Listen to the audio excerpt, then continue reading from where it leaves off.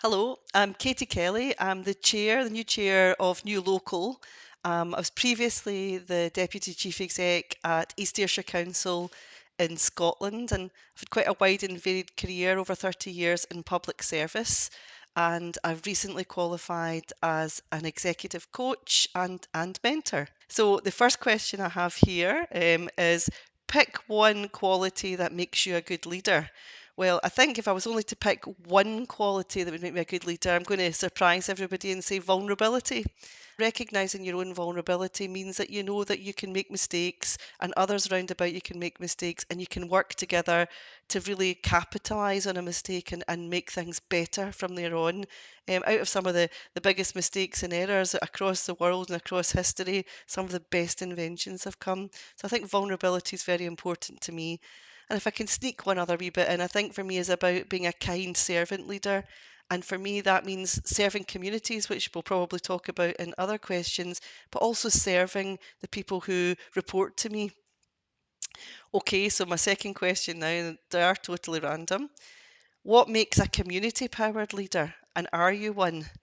I would love to think I was a community powered leader. My whole reason for being and for being involved in public service and all the years that I've been there is about serving communities. I've loved being part of communities in my own life. I grew up in a village in Renfrewshire in Neilston, and loved being part of a community there and being member of the Brownies and the athlete club, and having friends and connections and part of the church. And I live in a village again now in West Kilbride, and it's a small village, only a few thousand population, but there's about 40 community groups meet here, and the place is absolutely alive. And so, for a community powered leader, for me, it is about helping to grow and sustain communities so that people can live their best and happiest life.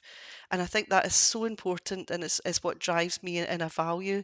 And what it means to be a community powered leader is that it isn't what I think, it isn't what Katie Kelly thinks, it's about the people, what the people I serve think, and finding a way to help them to achieve their hopes and dreams. Quite often local authorities have got a bit of a reputation for saying no to things. You can't do that, it's too expensive, there's a policy or there's rules that you can't do there. My view is, as long as it's legal, our job in public service should be to serve and to find a way to help communities realise their absolute potential, and remembering every single day as part of that vulnerability that I am a member of a community. I'm not something separate. I'm not this far away professional. Okay, the next one. How is the leader of the future different from the leader of today? This is a really, really important question for me for a much needed public service reform just now. The leader of the future is going to have to be a collaborator.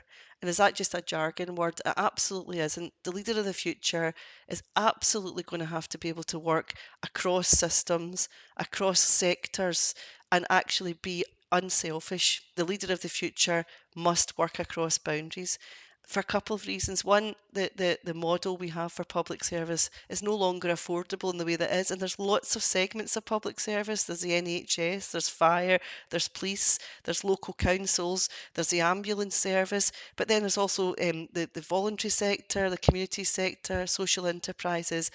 Every one of those sectors and individuals and people within those human ecosystems have got skills and talents. And if we bring them together collaboratively, we'll be able to make things better, and we'll be able to serve better, and it'll cost less. And actually, there'll be less power boundaries and reasons for things to stop happening. Okay, here's my next one. What's the secret ingredient for good leadership that most people don't know about? That's a tough one. I was going to say a cup of coffee there early in the morning so that you're wide awake. I think the secret ingredient for good leadership that most people don't know about is listening.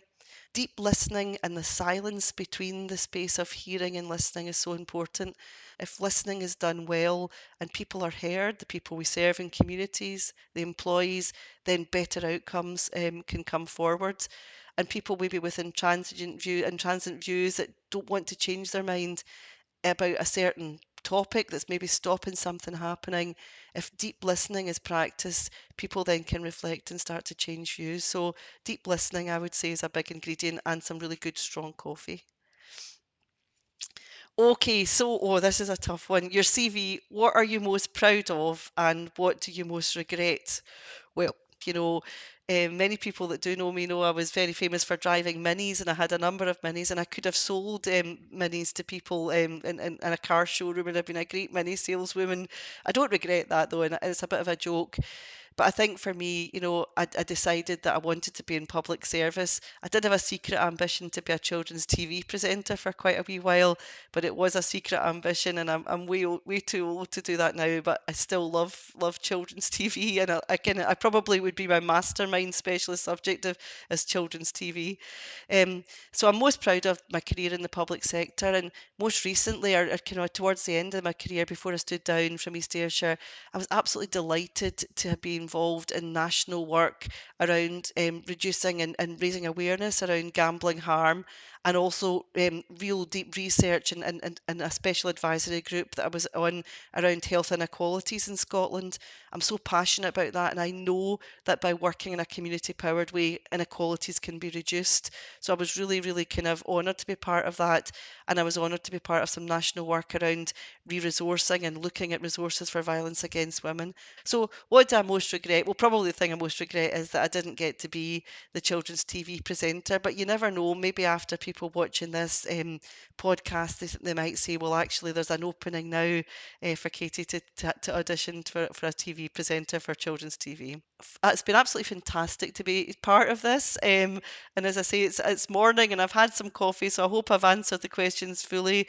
But I absolutely encourage everyone that's involved in community powered leadership to keep going, to know that there's a growing movement of change, and to know that you're part of something big that is going to absolutely lead to public service reform.